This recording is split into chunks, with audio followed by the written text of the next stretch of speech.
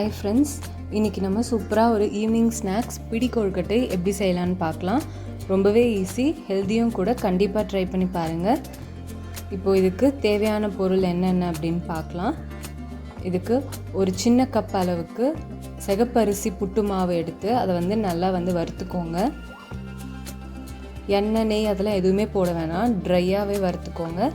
இப்போது அதை தனியாக எடுத்து வச்சுட்டு அதே கடாயில் 3 கப் அளவுக்கு ராகி மாவு எடுத்து அதையும் நல்லா வறுத்துருங்க.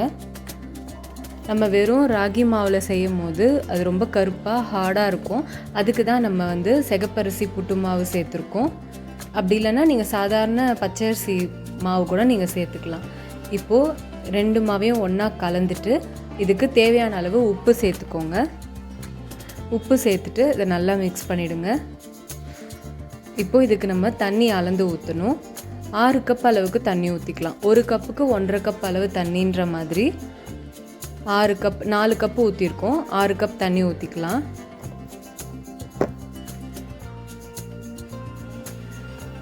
இப்போது இதை நல்லா மிக்ஸ் பண்ணிவிடுங்க. இது மிக்ஸ் பண்ணும்போது நம்ம ஸ்டவ் ஆன் பண்ண வேண்டாம். நம்ம வறுக்கிற வரைக்கும் ஸ்டவ் ஆன் பண்ணி வறுத்துட்டு அதுக்கப்புறமா தண்ணி ஊற்றிட்டு அதுக்கப்புறம் ஸ்டவ் ஆன் பண்ணி கைவிடாமல் கலந்துட்டே இருங்க. நல்லா இந்த மாதிரி சுருண்டு வரும். இந்த ஸ்டேஜில் நீங்கள் நெய் வேணும்னாலும் சேர்த்துக்கலாம். நான் நெய் சேர்த்துக்கல. நெய், எண்ணெய் எதுவுமே சேர்க்காம தான் நான் இந்த பிடி கொழுக்கட்டை செய்கிறேன். நல்லா சுருண்டு வந்தோடனே ஸ்டவ் ஆஃப் பண்ணிவிட்டு 3 கப் அளவுக்கு வெல்லம் பவுடர் சேர்த்துக்கோங்க.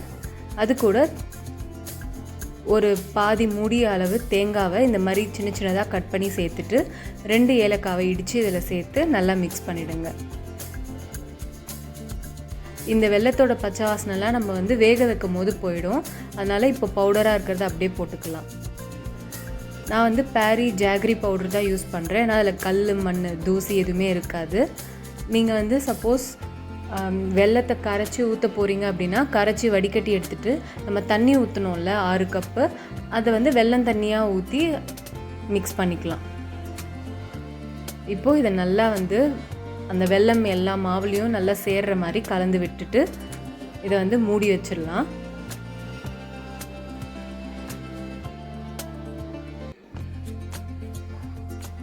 மூடி ஒரு 5 மினிட்ஸ் அப்படியே இருக்கட்டும்.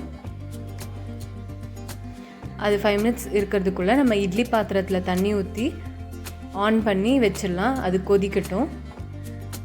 தண்ணி நல்லா கொதிக்கிறதுக்குள்ளே நம்ம அங்கே பிடி கொழுக்கட்டையை பிடிச்சி வச்சிடலாம். இப்போது இது நல்லா ஊறியிருக்கும். இதை ஃபஸ்ட்டு நம்ம கொஞ்சம் ஆறி இருக்கோம்ல, அதனால் கை வச்சு நல்லா ஒரு தடவை மிக்ஸ் பண்ணி விட்டுக்கலாம். எனக்கு இந்த மாதிரி கையில் ஒட்டுச்சு. ஏன் அப்படின்னா நம்ம நெய்யோ இல்லை எண்ணெயோ எதுவும் சேர்க்கலை. உங்களுக்கு வேணும்னா நீங்கள் கையில் கீ அப்ளை பண்ணிவிட்டு நீங்கள் அழகாக பிசைஞ்சு விட்டுடலாம். இது ஒரு நல்ல ஒரு ஈவினிங் ஸ்நாக்காக இருக்கும். அதே நேரத்தில் சாஃப்டாகவும் இருக்கும். ஈஸியாக சாப்பிடலாம். குழந்தைங்களுக்கு கூட கொடுக்கலாம். ராகி மாவுன்றதுனால ரொம்பவே நல்லது. இப்போது ஒரு பாத்திரத்தில் தண்ணி வச்சுக்கோங்க. தண்ணியில் கையை டிப் பண்ணி எடுத்துட்டு அப்புறமா நம்ம இந்த மாதிரி மாவு எடுத்து இப்படி இந்த இம்ப்ரெஷன் கொடுத்து நீங்கள் வச்சிங்க அப்படின்னா நம்மளோட பிடி கொழுக்கட்டைக்கு அழகான ஒரு டிசைன் கிடச்சிரும்.